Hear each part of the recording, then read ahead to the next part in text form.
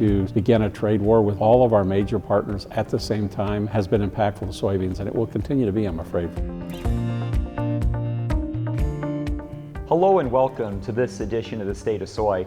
I'm Aaron Putsey. We're coming to you from the Iowa Soybean Association's home office here in Ankeny, and we're shooting in an atrium that looks like a grain bin, which is probably a good reason why we're having a conversation right now about moving grain, about moving product, and finding sales. So let's start first, Kirk, with a topic that is generating a whole lot of conversation, much like it did 6 years ago. That is the issue of tariffs. So describe your take on tariffs, and maybe more specifically, how it impacts the U.S. and the Iowa soybean farmer. Well, I think the first answer to the question, the most important issue is really impactful. It really hurts. Soybeans are an export crop, as you well know. More than 50% of this crop is exported every year. It's been that way since I started working here 3 decades ago. We're an export crop, and so to mess with the markets by engaging in tariffs and a trade war is detrimental. Trump 1.0, we saw the same impact. We lost a portion of the Chinese market that we've never gotten back. It caused the Chinese not only to find other sources, but it caused them to make additional investments in Brazil to help expand the opportunities to really meet most of their needs now out of Brazil. We're a residual supplier to China and many parts of the world. So from that perspective, it's damaging. I think the bigger issue that I don't think farmers really understand is that the impact it has long-term on the view of the U.S. as a dependable, reliable supplier of soybeans or any agricultural products.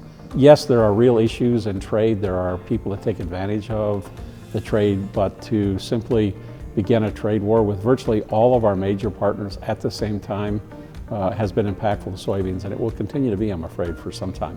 So when we had the 1.0 of this, there was a rallying cry within the industry that we needed to diversify. What progress has been made the last 6 or 7 years to, in fact, diversify our export portfolio? Well, the good news is there's been a lot of work done, and we have seen some markets emerge that we didn't have before. Because the Brazilians are supplying China, a great deal of the need for China are met by Brazil. That opens up markets for us, and so we focus on markets like Canada and Mexico. Whoops, we have a problem there on the trade war again. Europe, whoops, we have a problem there as well. But beyond those markets that we have had success, we're looking in places like Northern Africa. There are still places in Southeast Asia and Asia generally that are important. People talk a lot about India. I'm a little more skeptical about India, at least in my career. But we have to look not only in new markets as far as countries, but we have to continue to expand things like aquaculture. We know that one of the advantages of lower prices for soybean meal means that we're going to see an inclusion rate increase, and we're going to see more soy into rations, both domestically and globally. But we still have an incredible amount of work to do. You know, having just returned from Central America and being part of a trade mission there, what I often reflect on is, yes, we do conduct trade missions when times are good, and the reason we do is because we know invariably times may change, and that those relationships and those conversations you have during the good times can help carry you through these difficult times. How are you processing this information in terms of the operations at ISA?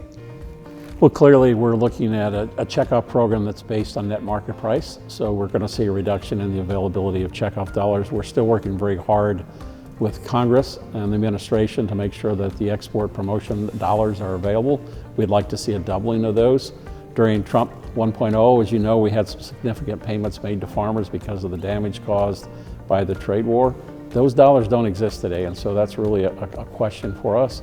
But at the end of the day, soybeans are still in high demand around the world. We are the premier protein crop for people and for livestock, so we have to continue to do that. But Aaron, your question about when we meet with them in the good times is important. We need to meet with them in the bad times as well, because again, part of this is the geopolitical issues. Part of it, unfortunately, is some really negative rhetoric that's going on both sides of the ocean. We need to reassure them at the end of the day, soybean farmers in Iowa and across this country want to be the preferred provider. We're still producing a great crop. We still have the best soybean meal in the world. And so we have to continue to build relations in the good times and in the more challenging times. Lastly, as farmers do head to the field, what's your message to them just about the state of soy or the state of Iowa Soybean Association? Well, I think these are challenging times. I think anybody that is in denial of that is not being realistic, right? We know the numbers, we see the trends are not positive. We have incredible competition from Brazil. That's not going to change, it's not going to reduce. Just so many uncertainties, both in the stock market and the S&P 500, but also in agriculture overall. We know there's a lack of profitability in many parts of the agricultural sector. Certainly our farmers are suffering through some really tough times. So I want to say keep the faith, and as I've said to you before, as a Chicago Cub fan, I'm always ready for the new season. But they got to continue doing what they do, which is to be the most efficient and productive farmers that they possibly can. And we have a lot of work to do to help find markets for that crop. One of the benefits of working for farmers and working for the checkoff program is our budgets ebb and flow just like the farmer does. It makes us acutely aware and involved in these ongoing conversations that impact farm profitability. Reporting for this edition of the State of Soy, I'm Aaron Putsey.